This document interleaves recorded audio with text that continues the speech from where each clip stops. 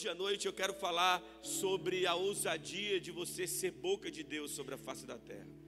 Muitas pessoas estão falando muitas coisas, irmãos. Estão dizendo sobre muitas coisas, mas a igreja de Jesus, ela tem autoridade e ousadia para falar sobre as coisas de Deus sobre a face da terra. Tem autoridade e ousadia para falar sobre os fundamentos de Deus, para falar sobre a vida de Deus, para falar sobre cura, para falar sobre libertação. E muitas vezes nós temos calado a nossa boca, nós temos retrocedido, nós temos dado um passo atrás, muitas vezes com medo do que as pessoas irão achar da gente, com medo das situações que nós estamos passando, com medo de ser de alguma maneira mal interpretado. Deixa eu dizer uma coisa para você, a palavra de Deus diz assim: abre pois a tua boca que eu a encherei, assim diz o Senhor. E nós não podemos ficar calados frente aos problemas e às dificuldades que nós estamos. Nós vivemos no meio de uma geração onde é uma geração inerte, uma geração que ela não quer ser culpada, mas ela também não quer ser ousada. É uma geração que quer ficar no meio termo, ela não quer se expor. Então muitas vezes é uma geração onde as pessoas não desejam, irmão, sabe, colocar os seus pensamentos ou a sua palavra para expor para as outras pessoas. Por quê? Porque ela tem medo de ser rechaçado, ela tem medo de ser apontado, ela tem medo de se expor ali, irmão. Evangelho, meu irmão, é exposição, aleluia. Não tem como você não se expor servindo a Jesus. Não tem como você se expor. As pessoas, elas querem fazer com que você viva numa caixa do Evangelho, onde você é apenas evangélico na igreja, mas você não é evangélico nas redes sociais, você não é evangélico no seu trabalho, você não é um cristão em outros ambientes. Tem uma pessoa que chegou para mim recentemente falando assim: pastor, mas o meu voto não tem nada a ver com a minha fé. Eu falei: como assim, irmão? Você sai do Espírito e você entra na cabine de votação e vota e depois volta novamente? Eu não estou entendendo isso. Tudo que nós fazemos, irmãos, tem a ver com aquilo que nós acreditamos. Tudo que nós realizamos tem a ver com aquilo que nós vivemos. Agora, o grande problema é que nós não queremos nos expor com medo das pessoas que estão à nossa volta. Mas Cristo, Ele se expôs pela nossa vida em uma cruz, irmão. E a Bíblia fala que haja em nós o mesmo sentimento que houve em Jesus, aleluia. O mesmo sentimento. O mesmo desejo de ousar, o mesmo desejo de falar, o mesmo desejo de se expor sem medo daqueles que estão à nossa volta. Às vezes nós nos escondemos, irmãos, e não é tempo mais de nos escondermos, é tempo de nos expormos, é tempo, aleluia, de colocarmos a nossa vida à disposição do reino de Deus. E a palavra de Deus diz em 1 Reis, capítulo 18, versículo 20, diz assim: agora convoque todo o povo de Israel para encontrar-se comigo no Monte Carmelo, e traga os 450 profetas de Baal e os 400 profetas de Acera, que comem a mesa de Jezabel. Acabe convocou todo Israel e reuniu, os profetas do Monte Carmelo. Semana passada você ouviu uma palavra falando sobre a geração de Elias, amém? Mas a geração de Elias, ela era uma geração de ousadia, irmão. Há uma frase de Aristóteles que diz assim: a coragem é a primeira das qualidades humanas, porque ela garante todas as outras. O que muitas vezes tem faltado na nossa vida é coragem para vivermos aquilo que nós pregamos, para vivermos aquilo que nós acreditamos.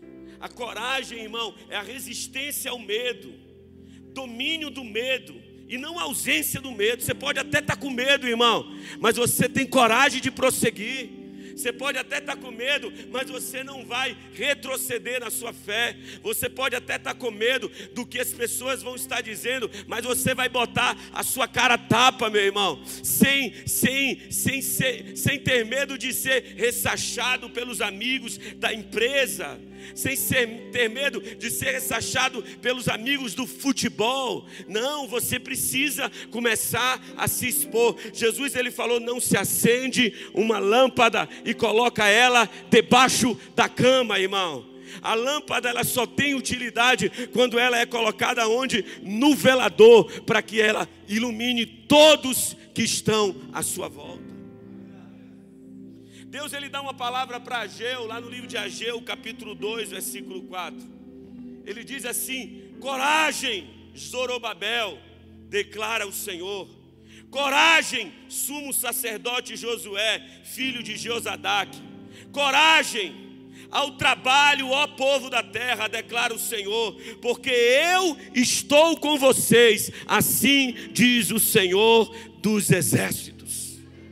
Coragem, coragem para caminhar, coragem para cumprir os princípios de Deus, coragem para não se dobrar ao pecado, à transgressão, coragem para não dar lugar ao diabo, coragem para viver as promessas de Deus, coragem, irmão, para dar passos, mesmo que você não esteja vendo a escada toda. Meu irmão, você não precisa ver a escada toda, veja apenas o próximo degrau. Deus ele vai sustentar a sua vida, Deus ele vai conduzir a tua vida.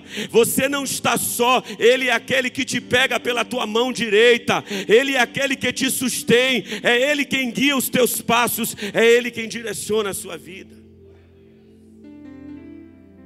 Salmo capítulo 27, versículo 14, o Senhor diz: espera no Senhor, seja forte, tenha coragem, espere no Senhor.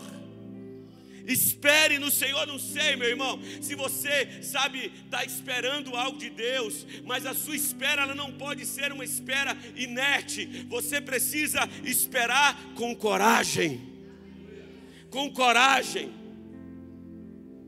acreditando no Deus que pode, sabe, todas as coisas. Elias, ele obedeceu a ordem do Senhor, ele se apresentou diante do rei Acabe, ele não teve medo, ele não se escondeu. Tem gente que fica com medo, irmão, quando está na frente de um prefeito, quando está na frente de um deputado, quando está na frente de um governador, quando está na frente de uma pessoa, ele tem medo de falar, ele tem medo de dizer, sabe, ele tem medo das coisas que podem acontecer, ele tem medo das retaliações, irmão. Mas deixa eu te falar uma coisa: quando você não se dobra, irmão, perante o rei, quando você não se dobra perante o governante, mas você faz como aqueles 3 homens chamados Sadraque, Mesaque e Abidnego, que quando a trombeta tocou, quando a música tocou, todos eles se encurvaram. Sabe o que é que eu entendo, irmão? Eu entendo que teve gente que naquele momento se ajoelhou perante a estátua do rei. Teve gente que ajoelhou, que ficou ajoelhado. Mas eu entendo também que teve gente que não se ajoelhou, mas também não ficou de pé, ficou assim, ó, para querer enganar o rei e querer enganar Deus. Quando fosse questionado, esse é aquele povo, sabe, que é o povo de eu não vou me meter nessa história.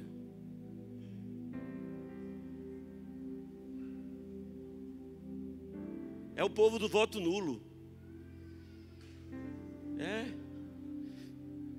Problema seu, você vai votar nulo. Quando você votar nulo, escolhe um lado, meu irmão. Se você votar nulo, você está dizendo assim: eu não vou nem ficar em pé, mas também não vou me ajoelhar, não. Vou ficar aqui, ó. Porque quando a bomba estourar lá embaixo, eu vou dizer assim: eu não tenho nada a ver com isso. Não tenho nada a ver com isso. Pois eu tenho a ver com isso. E acabou, irmão. Se eu estiver errado, eu estou. É melhor você ter decisão. Ou você fica em pé, ou você se ajoelha, irmão. Mas tinha 3 homens que estavam ali, meu irmão. 3 homens que eles falaram assim: eu não quero nem enganar ninguém não, irmão. Eu tenho um lado, o meu lado é do lado de Deus. Eu tenho um Senhor, e o meu Senhor é o Senhor dos exércitos. E ele ficou de pé, meu irmão, lá, ó. Ficou de pé, a música tocou, todo mundo olhou para um lado, olhou para o outro. Falou: o que é aqueles 3 loucos? Quem é aqueles 3 loucos, aqueles 3 malucos, meu irmão? Sabe por quê? Eram homens que estavam batendo de frente com o sistema. Eram homens que não se dobraram perante a música do rei, que não se dobraram perante as coisas do mundo. Eram homens, irmãos, quem sabe se fosse numa empresa. Eu lembro como se fosse hoje, quando eu comecei a trabalhar, irmão, 20 anos de idade. Quando eu fui, o meu primeiro emprego, 20 anos, está eu lá. Eu cheguei na empresa, não sabia nem passar fax. Tem gente aqui que nem conhece o que é fax, meu Deus do céu. Mas quando eu cheguei na empresa, Sayonara, que eu fui passar fax, eu achei aquilo incrível. Eu liguei para a pessoa e falei assim: você recebeu do outro lado do e-mail, na outra cidade? Aí ela falou assim: recebi, igualzinho a sua. Não tinha celular, irmão, não tinha foto, não tinha esse negócio era e-mail.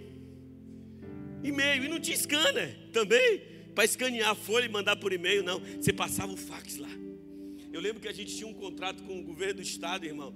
E às vezes eu chegava e o papel do fax tinha terminado de tanto fax que o pessoal passava. Lá de Irecê, lá de São Paulo, lá de tal lugar, de tal lugar. Eu falei, gente, é muito fax. Então para mim aquilo era uma coisa do outro mundo que eu nunca tinha visto. E eu lembro, irmão, que logo quando eu entrei na empresa, chegou uma gerente nova lá. Eu estava sentado e o telefone tocou. E eu atendi a ligação. Ela falou, gostaria de falar com fulano de tal. Aí eu, no mute, falei, tem uma ligação para você. A gerente falou assim para mim, diga que eu não estou. Aí eu levantei e fui na sala dela, era perto da minha. Eu falei, olha, a gente vai ter um problema. Ela falou, por quê? Eu falei, porque eu não minto.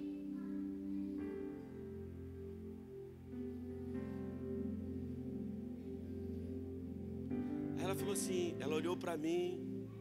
Eu acho que ela ficou envergonhada, irmão. Ela ficou tão envergonhada que ela olhou para mim assim e falou, e como é que a gente faz? Eu falei, eu posso falar que você não pode atender. Diferente. Quando você fica em pé, nunca mais o mundo vai ter autoridade para botar você de joelho de novo, irmão. Nunca mais o mundo. Sabe quando mais ela mandou eu falar que ela não estava? Nunca mais. Nunca mais. Nunca mais. Existiam 3 homens que estavam ali firmes em Jesus. E eles não se dobraram, irmão.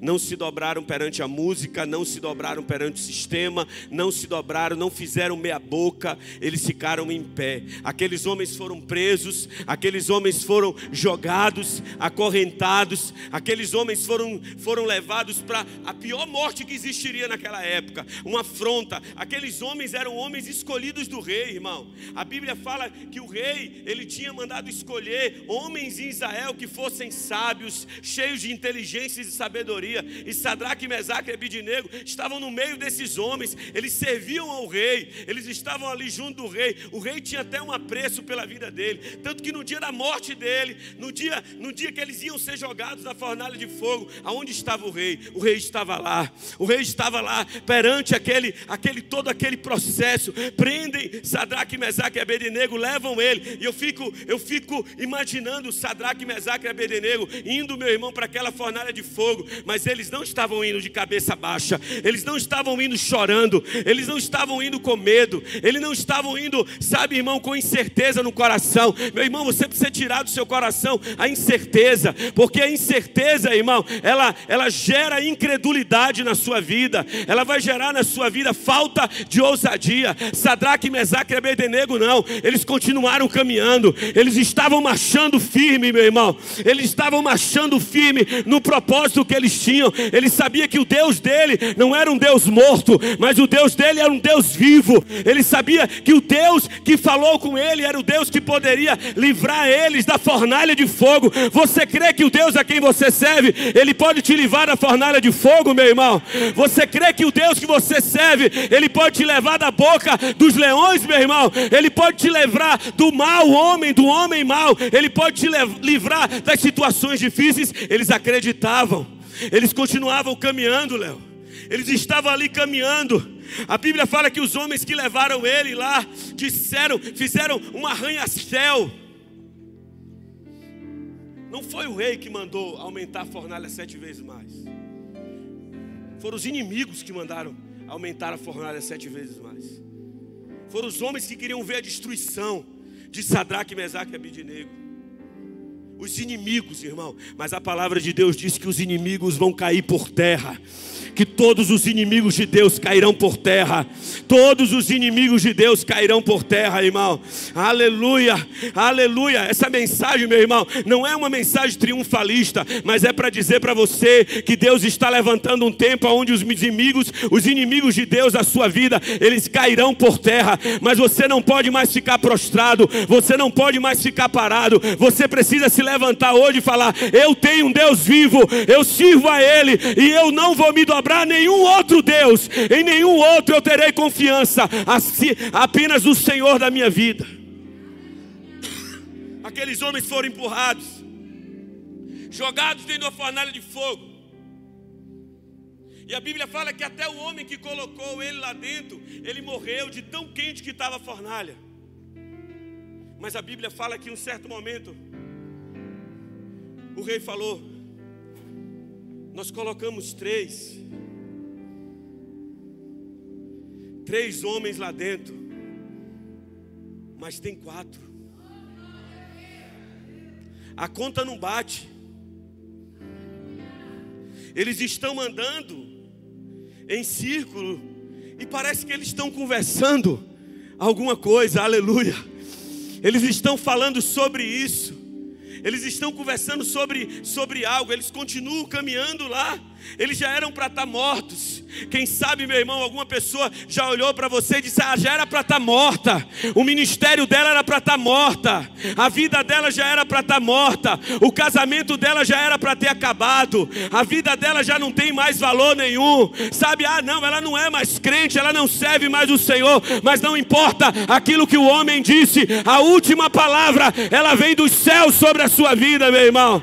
A última palavra, ela vem de Deus sobre a sua vida. É Ele que é o Senhor da tua vida. É Ele que é o Deus da sua vida. E eu estou aqui para dizer para você: tenha ousadia, porque o 4º homem está com você. Não é? Ele tem um corpo incorruptível. Os seus olhos são como chama de fogo. Os seus pés são como latão reluzente. Ele está com as vestes brancas. Ele tem uma coroa sobre a sua cabeça. E na sua coxa está escrito: Rei dos Reis e Senhor dos Senhores. Aleluia!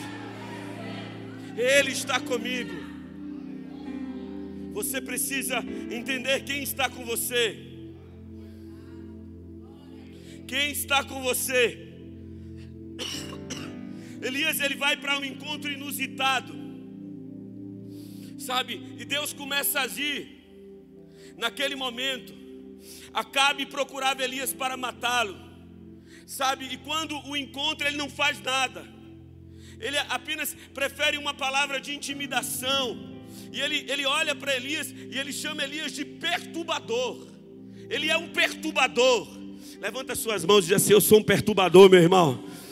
Eu sou um perturbador, meu irmão. Eu sou um perturbador na empresa. Eu sou um perturbador na universidade. Eu sou um perturbador na escola. Eu sou um perturbador, irmão. Eu sou um perturbador. Você vai dizer: pastor, sabe o que eu gosto, irmão? Às vezes eu gosto quando alguém diz assim: ah, não, mas aquele crente ali, ele é chato. Ele só quer ser certinho. Ele só quer ser desse jeito. Não, ele é um perturbador, aleluia.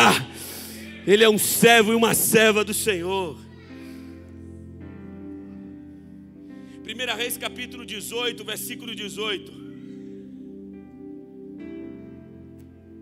Diz assim: não tenho perturbado Israel. Elias respondeu: você e a família do seu pai têm. Vocês abandonaram os mandamentos do Senhor. Vocês seguiram os Balaíns. Agora convoque todo o povo de Israel para encontrar-se comigo no Monte Carmelo. Traga os 450 profetas de Baal e os 400 profetas de Acera, que comem a mesa de Jezabel. Acabe fica perplexo diante de tanta ousadia, irmão. Você precisa ter ousadia para que o inimigo fique perplexo com você, meu irmão. Sabe, há um ambiente de ousadia sendo liberado sobre a sua vida. Ele diz assim: que autoridade é essa? Elias, cheio de ousadia, dá uma ordem para o rei. Dá uma ordem para o rei: não venha só não.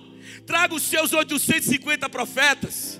Não venha só não. Às vezes tem hora, irmão, que a gente precisa ser ousado em Deus.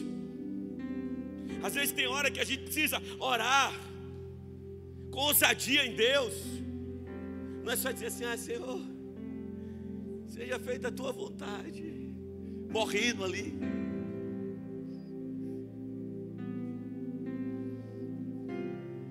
Não. Às vezes você precisa de ousadia. Ousadia, querido, não é ter coragem para falar tudo o que lhe vem à cabeça. Ousadia é falar o que o Espírito Santo lhe mandar falar, na hora e no local que Ele te direcionar. Ele estava sendo ousado no Espírito. Ele estava chegando e Ele estava ali transmitindo a palavra de Deus. Pode trazer os inimigos, pode trazer, sabe, os profetas. Jesus, ele fala sobre coragem quando ele chega para os seus discípulos, em Mateus capítulo 14, versículo 27, ele diz assim: coragem, sou eu, não tenham medo, coragem, sou eu. Sabe, querido, e essa palavra é para a minha vida e para a sua vida, para você retomar a ousadia do Espírito que Deus tem sobre a sua vida, em nome de Jesus. Olha o que a Bíblia fala em Zacarias capítulo 4, versículo 6. Vou começar a pregar agora. Zacarias capítulo 4, versículo 6. Hoje eu estou com vontade de pregar, irmão. Aleluia.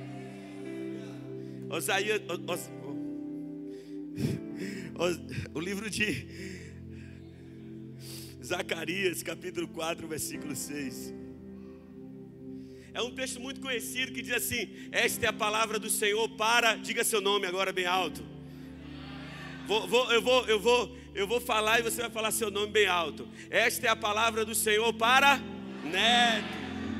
Não por força nem por violência, mas pelo meu Espírito, diz o Senhor dos Exércitos. Pelo meu Espírito, diz o Senhor dos Exércitos. A ousadia no Espírito, irmão, ele vai primeiramente te levar para um novo nível de autoridade em Deus. Deus, ele vai te levar para um novo nível de autoridade em oração, um novo nível de autoridade em vida, em pregação do Evangelho, em vida cristã. Muitas vezes, irmãos, nós não exercemos a autoridade. Deixa eu te falar uma coisa: você tem sobre a sua vida o nome que é acima de todo nome, que é o nome de Jesus. E a Bíblia fala que ao nome de Jesus se dobrará todo o joelho e toda a língua confessará. Os homens, eles podem até conter os teus discursos, os homens podem até conter, irmão, sabe, as suas ações, mas eles não podem calar a sua oração, eles não podem encarar a sua autoridade no mundo espiritual. Os homens podem fechar as portas para você, mas existem portas que Deus abre. A porta que Deus abre, ninguém fecha, e essa porta é aberta através de uma vida espiritual e de autoridade no mundo espiritual. Mas crente hoje não tem mais autoridade. Tem crente que tem medo de expulsar demônio, irmão. Tem medo de expulsar demônio. Você pega um jovem na igreja hoje, olha, deixa queimar, deixa queimar, deixa queimar, deixa queimar. Aí você fala com ele: irmão, tem uma pessoa endemoniada aí, vamos lá. Eu não vou não, pastor, você é doido? Vou o quê? Quero não, tenho medo. Eu acho engraçado quando o irmão fala assim: eu não sei como é. Eu fico impressionado. Eu falei: tem um manual de como é expulsar o demônio? Não, você tem que expulsar assim, desse jeito. Tem um manual lá. Pode escrever um manual, Léo, de como expulsar demônio para dar os crentes, né? Você precisa, querido, aleluia, entender que você tem autoridade. Autoridade. Atos capítulo 4, versículo 13. Atos 4:13 diz assim: vendo a coragem de Pedro e de João, percebendo que eram homens comuns, sem instrução, ficaram admirados e reconheceram que eles haviam estado com Jesus. Jesus. Aleluia. A Bíblia fala que tamanha era a autoridade de Pedro e João, irmão, que os discípulos, que as pessoas ficaram admirados, e eles falaram: com certeza esses homens andaram com Jesus, porque esses homens são homens comuns, mas eles têm autoridade no Espírito, mas eles têm autoridade. Aleluia. Sabe, querido, a neutralidade não é uma opção para nós. A palavra nos chama de embaixadores de Cristo. A palavra nos chama, irmão, sabe, de embaixadores. E uma das coisas que o embaixador não pode ser é neutro. Ele não pode ficar em cima do muro. Ele representa o seu país, ele representa o seu governo. Se você for lá em Brasília hoje e você for ver as embaixadas lá, irmão, e você chegar na embaixada americana, aquele pedaço ali da embaixada americana, irmão, no Brasil, ele não é brasileiro. Aquele pedaço ali, ele é dos Estados Unidos, irmão. Aquele pedaço o Brasil doou para os Estados Unidos, onde está aquela embaixada. Se ocorrer um crime ali dentro, ele vai ser julgado segundo as leis daquele país, lá dentro daquela embaixada. E eu sou embaixador de Cristo. Aonde eu coloco a planta dos meus pés, o Senhor, aleluia, está comigo. Seja na universidade, seja na escola, seja em casa, eu sou o embaixador de Jesus. Ele representa o seu país, ele representa a sua origem, ele representa o seu governo. Repita comigo: o seu governo. Aleluia, aleluia. 2 Coríntios 5:20, o Senhor, ele diz: nós somos embaixadores de Cristo, como se Deus estivesse fazendo o seu apelo por nosso intermédio. Eu sou um embaixador de Cristo, aleluia. Eu tenho uma autoridade para derrubar e para levantar. Eu tenho uma autoridade para abrir e para fechar. Eu tenho uma autoridade, irmão, em Jesus.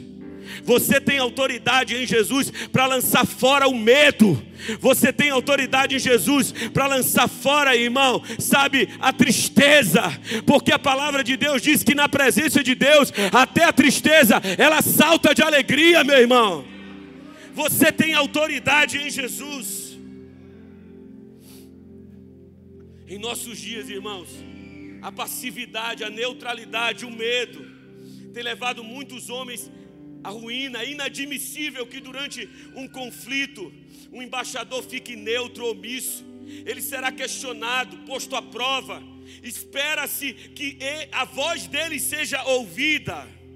Eu fico pensando quantas palavras proféticas foram liberadas dos céus para a sua vida, irmão, para mudar a sua realidade, mas não tiveram efeito pelo simples fato que não foram, aleluia, sabe, não é porque não foram proferidas, é porque faltou ousadia, faltou autoridade. O reino de Deus, irmão, ele é conquistado através de fé, coragem e ousadia. É a ousadia que nos leva a deixar de lado a preocupação com a nossa reputação. Tem muita gente preocupado com a sua reputação, mas não está preocupado, irmão, com aquilo que Deus está querendo fazer através da sua vida. A gente pensa: o que é que as pessoas vão pensar de mim? O que é que elas vão dizer de mim? As pessoas não entenderão porque eu estou fazendo isso. Me posicionar atrairia muitas críticas na família, no trabalho, na faculdade. As pessoas iriam me criticar daquilo que eu estou fazendo.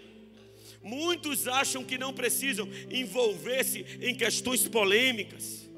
Calar não é uma opção, irmão, mas sim falar com sabedoria, no momento certo, da forma certa, para a pessoa certa. Deus, ele não erra em nos orientar, irmão, ele nos orienta. Elias precisou de ousadia para se posicionar perante o rei Acabe. Ele precisou de ousadia para dizer o que precisava ser dito, na hora que precisava ser dito. E quando nós olhamos para os discípulos em Atos, uma das marcas, sabe, deles terem andado com Jesus, sabe qual era? Ousadia. Eles tinham ousadia. por várias situações, os discípulos se posicionavam com autoridade. Autoridade. A ousadia é essencial em todas as áreas da sua vida, seja para pregar o evangelho, para a sua vida pessoal, profissional, familiar. Meu querido, quem está em cima do muro, ela já escolheu um lado. Quem está em cima do muro, já escolheu um lado. Por isso você precisa ter ousadia. Ousadia para se posicionar, ousadia para dizer o que Deus quer que fale ou diga, aleluia. Jeremias capítulo 1, versículo 9 diz assim: o Senhor estendeu a mão, tocou a minha boca e disse-me: agora ponho as minhas palavras na tua boca. Veja, eu te dou autoridade sobre as nações e reino, para arrancar, para despedaçar, para arruinar, para destruir, para edificar e para plantar. Deus me dá ousadia, irmão. Já viu aquelas crianças cheias de ousadia?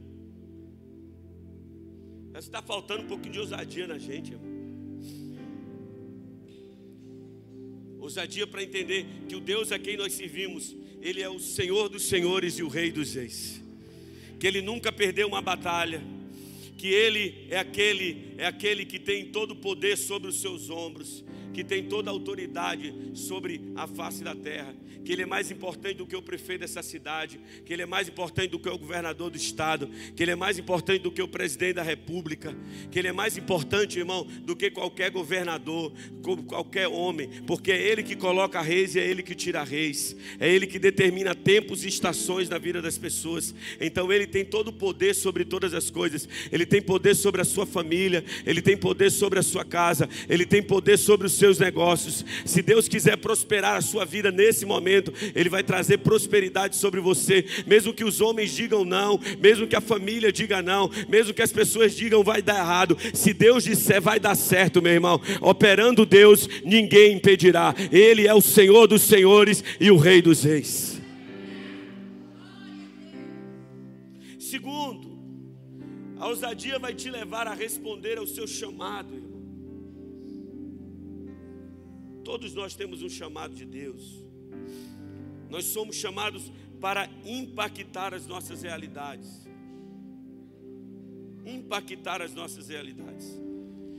Jesus, Ele disse para os discípulos em Atos capítulo 1, versículo 8. Ele disse: mas receberão poder quando o Espírito Santo descer sobre vocês. E vocês serão minhas testemunhas em Jerusalém, em toda a Judéia, Samaria, na Fraga Maia, na Queimadinha, no Jorge Américo, em Feira de Santana, na Bahia, no Brasil. Vocês serão as minhas testemunhas até os confins da terra. Nós somos chamados por Jesus, irmão. Não foi o homem que nos chamou, foi Deus que nos chamou. Nós somos chamados para proclamar o seu amor, para proclamar a sua graça, para proclamar a sua presença. Onde nós fomos chamados para trazer os céus para a terra, irmão. Trazer o céu para a terra. Nós vimos isso na primeira mensagem, sabe, que nós vimos na semana passada sobre Elias. Elias, ele foi chamado para isso.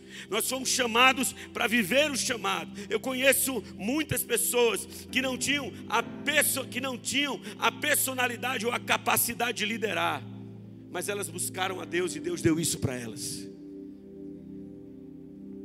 Elas fizeram com disposição, dedicação, amor e cuidado. Então não há desculpas, irmão. Não há desculpa para ficarmos inertes e sem ousadia. Todos precisamos estar dispostos a servir a Deus, a servir a igreja, a servir o reino de Deus. Sabe por que sua vida está morna? Porque você continua na zona de conforto. Porque você continua, sabe, na zona de conforto. Sabe por que você ainda continua em pecado? Porque você não se entrega totalmente a Deus. porque você não se entrega totalmente ao Senhor. Eu quero ver, irmão, uma pessoa que tem uma vida de oração, uma vida de jejum, uma vida de busca a Deus, uma vida de clamor a Deus, uma vida de devoção a Deus, uma vida de jejum na prática, irmão. Eu duvido, irmão, que essa pessoa tenha uma vida no pecado, que viva pecando, que não consiga vencer o pecado. Se ele não consegue vencer o pecado, irmão, é porque está faltando na vida dele uma entrega para Deus, uma entrega maior. Muitas pessoas eu conheço que estão presas à prostituição, à pornografia. E a pessoa chega para mim e me pede uma solução, me pede uma receita do bolo, dizendo: como eu me livro da pornografia, pastor? Como eu me livro? Aí você coloca lá, sabe, um assunto na internet lá. Aí você vai ver um bocado de pastor ensinando o que você deve fazer, como você deve fazer. Eu tenho uma receita para você hoje, meu irmão. Lê a Bíblia toda, meu irmão. Sabe, jejue 3 vezes por semana no mínimo. Sabe, tem uma vida de devoção a Deus. Tire no mínimo 1 hora de oração por dia. Eu duvido, irmão, eu duvido você não ser liberto da pornografia na sua vida. Eu duvido você não ser liberto desse mal. Eu duvido. Sabe qual é o grande achado, irmão? Sabe qual é a grande receita do bolo para você aleluia, se libertar disso? Achegai-vos a mim e eu me achegarei a vós. Assim diz o Senhor dos Exércitos. Se aproxime de Deus. Se aproxime de Deus para você ver se você não vence. Se aproxime dele, para ver se você não vence o mal. Mas o cara quer se libertar, mas entra no banheiro e fica 1 hora no celular, igual um besta, olhando.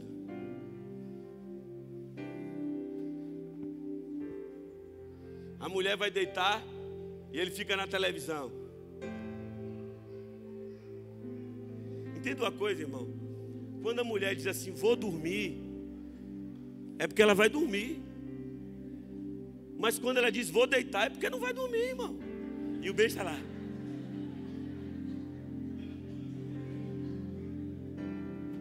E a mulher retada na cama, irmão. Cadê o miserável que não chega?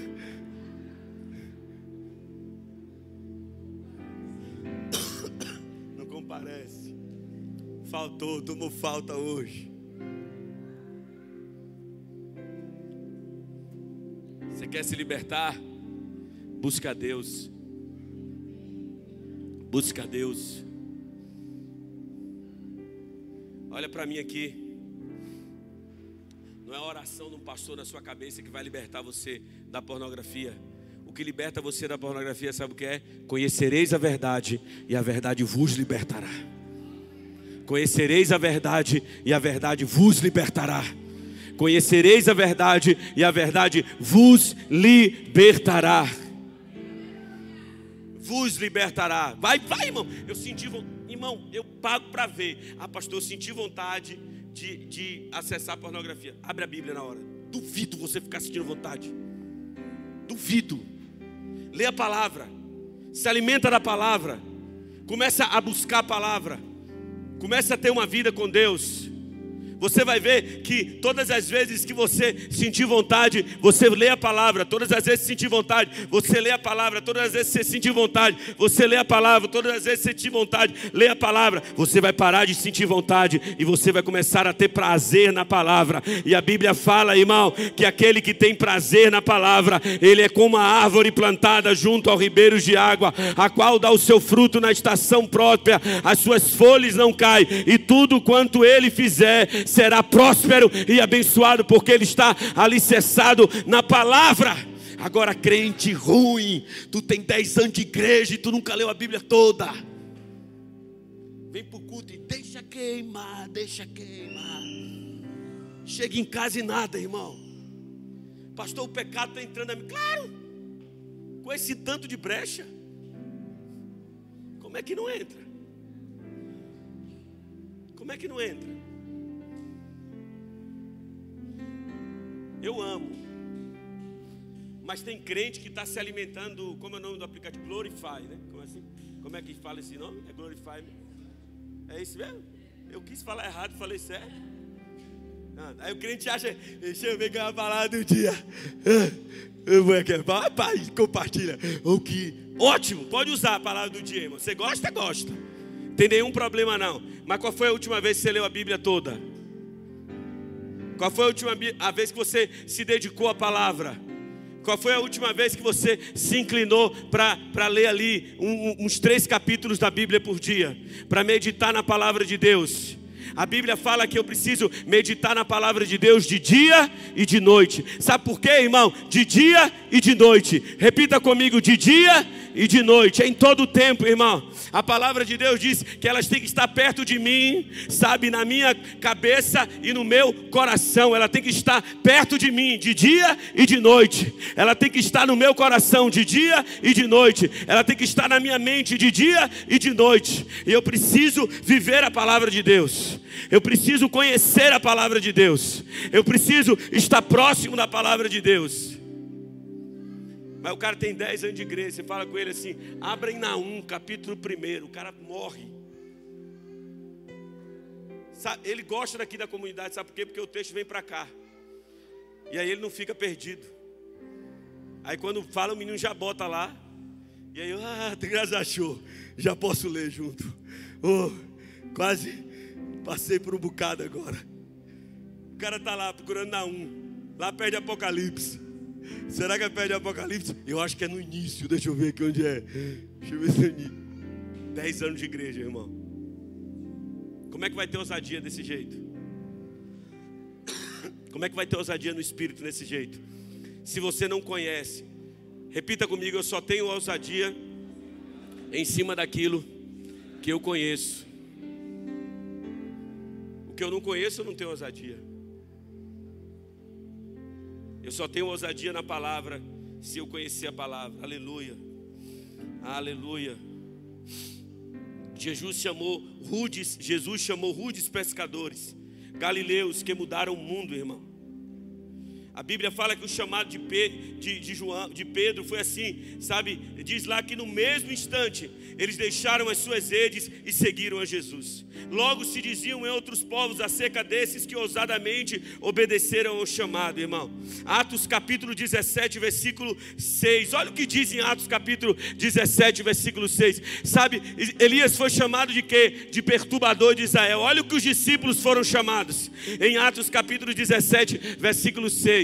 Aleluia, diz assim, Atos 17: contudo, não os achando, arrastaram Jasson e alguns outros irmãos para diante dos oficiais da cidade, gritando: esses homens que têm causado alvoroço por todo mundo, chegaram até aqui, aleluia. Eles que estão, sabe, alvoroçando o mundo, eles que estão perturbando o mundo, eles chegaram até aqui. Nós precisamos chegar na nossa casa, nós precisamos chegar na nossa família, mas nós não precisamos chegar, irmão, apenas com a palavra minha, do meu coração. Eu preciso chegar lá com a palavra de Deus com ousadia, e eu preciso alvoroçar o ambiente aonde eu estiver, para que Deus faça a sua obra de uma forma poderosa. Jesus hoje está te chamando para alvoroçar, irmão. A vida cristã é um chamado. Todos fomos chamados para seguir a Jesus. Terceiro lugar, irmão, a vida de ousadia vai te levar a uma vida forte, uma vida firme. Uma vida firme. Estou passando pela prova, dando glória a Deus. Glória a Deus, glória a Deus. Está pensando que está tudo bem? Tá não. Está tudo caindo aqui atrás, irmão. Mas eu estou firme em Jesus. Eu estou firme em Jesus, eu sou forte. Eu sou forte. Deus não me deu o espírito de covardia. 2 Timóteo 1,7. Ele me deu o espírito de poder. Repita comigo, de poder, de amor e de equilíbrio. De poder, de amor e de equilíbrio. Ele não me deu espírito de covardia. Eu não sou um covarde. Eu não sou um covarde. Mas para poder viver tudo isso, nós precisamos entender que essa ousadia é sobrenatural, ela não vem da gente. Não é eu que tenho essa ousadia, quem tem essa ousadia é o Espírito Santo. É quando eu sou cheio do Espírito Santo. Você não vai conseguir sair daqui, irmão, e começar a ser ousado sem antes ser cheio do Espírito Santo. Sem antes ter uma vida cheia do Espírito Santo. Quando você tiver a ousadia do Espírito Santo, você vai ter força para falar o que precisa ser dito. Não importa o momento nem o lugar. A Bíblia fala em Atos, capítulo 4, versículo 8, que aquele mesmo Pedro que estava com medo das pessoas, que estava calado, esse mesmo Pedro, ele diz assim, Atos 4, 8, diz: então Pedro, cheio do Espírito Santo, disse-lhes. Pedro agora estava cheio do Espírito Santo, irmão. E ele estava com ousadia. Eu tinha um amigo meu que ele morreu. O nome dele era Jorge. Ele era meu vice-presidente na ABU, na universidade, irmão. E na universidade tem muita mesa redonda. Eu não sei quem fez o UFES aqui, mas sempre teve muita mesa redonda na UFES, assim. E eu lembro que nós estávamos numa época daquela lei que validou a profissão de prostituta. Quem lembra? Tem muito tempo isso, mas validou essa profissão de prostituta. Eu lembro que eu e Jorge, a gente ia para as mesas redondas, e a gente sentava lá no meio das mesas redondas da UFES, e as pessoas falando de várias coisas, irmãos, várias coisas. Jorge era um menino de Deus, ele evangelizou o bairro dele todo. Ele pegou o mapa do Feira 10 e ele foi em todas as casas do Feira 10 falar de Jesus, todas. Ele me mostrava assim, Netinho, eu já fui em todas, está faltando essa rua aqui, ó. Agora eu vou aqui nessa rua, uma por uma. Ele morreu andando de bicicleta na linha verde. Um americano pegou ele de frente, o cara veio na contramão, de uma forma drástica a morte dele. Mas eu lembro que a gente ficava sentado lá, e na mesa redonda as pessoas falavam, quem quer fazer alguma pergunta? A gente, ó. E ali a gente proclamava Jesus. Tinha um bocado de gente para questionar a gente. Tinha um bocado de gente para apontar o dedo da gente. Tinha um bocado de gente para falar da gente na universidade. Mas a gente não tinha medo deles não, irmão. Porque a gente já tinha um temor do Senhor na nossa vida. Nós já tínhamos o temor do Senhor na nossa vida. Chegamos a reunir dentro da universidade, irmão, cerca de 300 jovens dentro de um anfiteatro para cantar sobre Jesus, para falar sobre Jesus. O antigo finado Misael da banda Jeová Nissi pegava o som dele, levava para lá para o UFES, fazia lá para a gente. Ele falava assim, não acredito que tem essa quantidade de cristão aqui dentro da universidade. E falei, tem, e tem muito mais ainda que está escondido. Nós fizemos um censo, a universidade tinha 12 mil pessoas, mais de 2 mil pessoas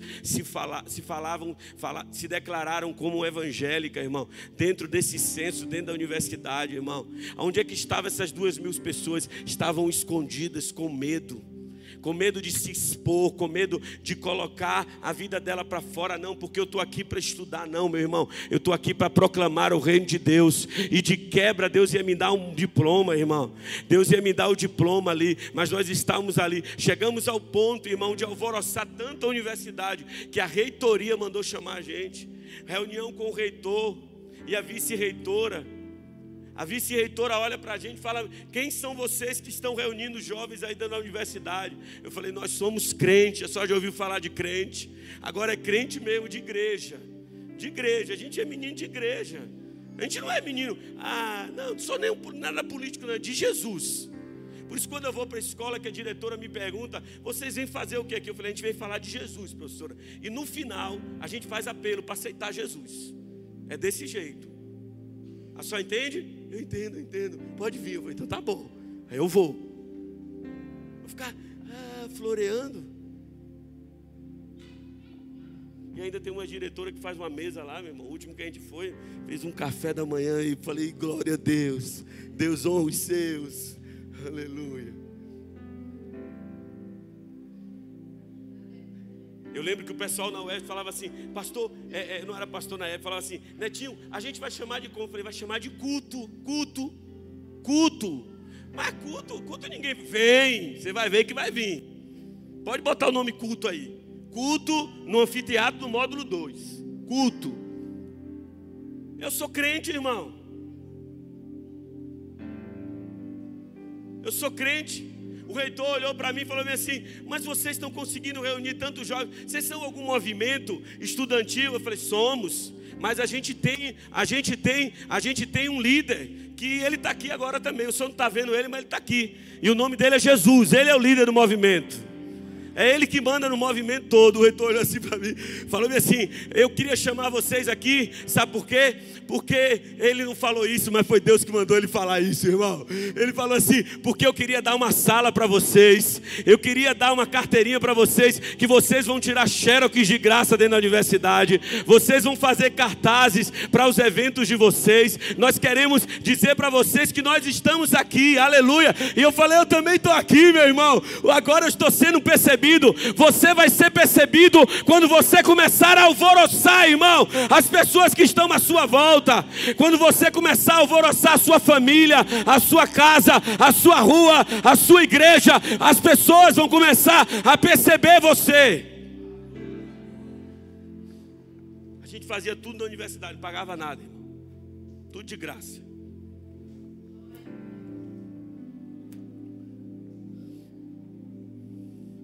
Para a gente terminar,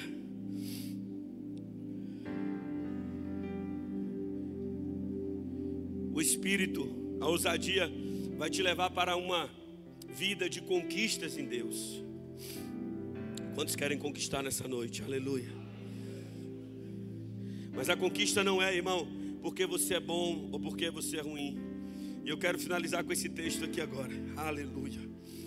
Esse texto que me marcou hoje, quando eu estava repassando essa mensagem, é um texto que o Senhor, Ele ministrou meu coração há alguns dias atrás, que está lá no livro de Gênesis, capítulo 49.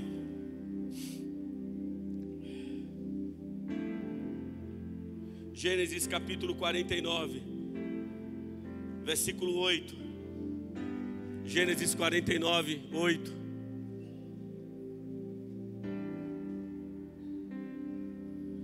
Versículo 8, 49, versículo 8. Aleluia. Diga: o governo está sobre Deus. E se eu estou em cima do governo de Deus, eu tenho ousadia para falar em nome de Deus. Eu tenho ousadia para falar sobre Jesus. Aleluia. Gênesis 49, versículo 8 diz: Judá, seus irmãos o louvarão. Sua mão estará sobre o seu pescoço e dos seus inimigos. Os filhos de seu pai se curvarão diante de você. Versículo 9. Judá é um leãozinho. Na sua versão pode estar assim, na minha está assim: Judá é um leãozinho. Você vem subindo, filho meu, depois de matar a presa. Como um leão, ele se assenta e deita-se como uma leoa. Quem tem coragem de acordá-lo? Aleluia. O cedro não se apartará de Judá, nem o bastão do comando de seus descendentes, até que venha aquele a quem ele pertence. A ele as nações o obedecerão. Ele amarrará seu jumento a uma videira e o seu jumentinho ao rumo mais seleto. Lavará o vinho das suas roupas no sangue das uvas, as suas vestimentas. Aleluia. Seus olhos serão mais escuros que o vinho e seus dentes mais brancos do que o leite. Aleluia. A palavra de Deus diz: Judá, meu filho, ele é um leão novo, ele é um leãozinho que acabou de comer a sua presa. Como o leão, ele se agacha e como a leoa se deita. Quem tem coragem de acordá-lo? Deixa eu dizer uma coisa para você, meu irmão. Jesus, ele é conhecido como o leão da tribo de Judá. Aleluia. Ele é o leão da tribo de Judá. Existe um que diz que se parece com o leão, o diabo, que ele vive ao redor rugindo como o leão, querendo ser parecido com o leão. Mas nós temos um leão na nossa vida, irmão. Nós temos um leão dentro do nosso coração. Aleluia. Ele é o leão da tribo de Judá. Ele tem todo o poder, ele tem toda a autoridade, ele tem toda a majestade, ele tem o poder poder de abrir e de fechar. Ele tem o poder de colocar reinos e tirar reinos. Ele tem o poder de abrir portas e de fechar portas. Ele tem toda a autoridade sobre a sua vida. Ele pode mudar a história da sua família. Ele pode mudar a história da sua casa. Ele pode curar você de uma enfermidade incurável. Ele é o leão da tribo de Judá. Mas a palavra de Deus diz: quem poderá acordá-lo? Quem poderá acordá-lo? Quem poderá acordá-lo? A Bíblia fala que ele já habita em mim. Diga comigo: ele habita em mim. Aleluia. Ele habita em mim. Mas sabe o que Deus quer hoje? Deus quer acordar dentro de você, meu irmão. Ele quer acordar você para o seu ministério. Ele quer acordar você para a sua vida com Ele. Ele quer acordar você, meu irmão, para viver o novo de Deus. Há um leão dentro de mim. Arabadaia sorianda arabadas. Robadaia sorianda arabadas. Um leão novo. Há um leão dentro de mim. Há um rugido dentro de você, meu irmão. Há um rugido. Você pode fazer um barulho nessa noite. Há um rugido dentro de você, meu irmão. Há um rugido que precisa sair de dentro de você. Rabadaia sorianda arabadas. Robedebadaia sorianda arabadas. Há muito mais dentro de você do que você imagina. Há muito mais dentro de você do que você está pensando, meu irmão. Há um rugido dentro de você. O leão vai rugir nesses dias, meu irmão.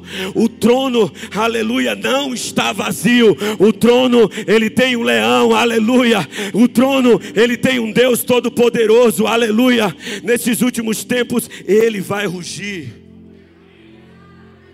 Ele vai rugir nas escolas. Ele vai rugir nas universidades. Ele vai rugir dentro do governo, meu irmão. Ele vai rugir em vários lugares. O leão vai começar a rugir nesses dias, porque a igreja está acordando. Essa palavra é uma palavra profética para a sua vida. A igreja está acordando. Quem acordará o leão? Quem acordará o leão? Quem levantará o leão? Quem sabe você está aqui hoje, meu irmão, e você precisa acordar o leão que está dentro de você. Você precisa dizer assim: ele vai agora entrar nesta causa. Ele vai... Você já viu um leão chegando, meu irmão? Quem já viu um leão chegando aí, irmão? Tem um vídeo na internet. Esses dias eu estava olhando o vídeo da internet, pastor Itamar. O cara dentro do carro filmando o leão, meu irmão. Vários carros assim. Quem já viu esse vídeo? E o leão andando assim, aquele leão imenso, irmão. Eita, irmão. Ele passou assim, olhando pelos... Irmão, eu não sei o que eu faria, meu. Uma bocada daquele leão arranca a porta do carro, não tenho nem dúvida, irmão. O leão veio andando assim, ó. Passou perto do cara assim, olhou o cara filmando, irmão. E o leão vindo assim, andando, ó. Sem medo. Ele estava passando ali, ele estava dizendo: pode sair qualquer um de dentro desse carro. Ninguém é mais forte do que eu, aleluia. O leão a quem nós servimos não tem ninguém mais forte do que ele. Quem é como o nosso Deus?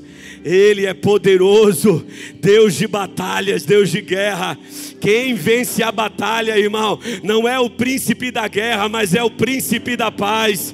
É o leão da tribo de Judá, aleluia, aleluia. Mas sabe o que é que eu estou entendendo nessa noite? É que nós precisamos ter ousadia para colocar esse leão para fora e dizer assim: que ruja o leão, que ruja o leão. Que ruge o leão sobre a minha casa, sobre a minha família, sobre os meus negócios, aleluia. Há uma liberação de Deus hoje sobre a sua vida, meu irmão. Você vai precisar começar a botar esse leão hoje para rugir, meu irmão. Então eu quero te convidar, você que está aí no seu lugar agora, se coloca em pé aí agora, em nome de Jesus. Coloca esse leão para fora.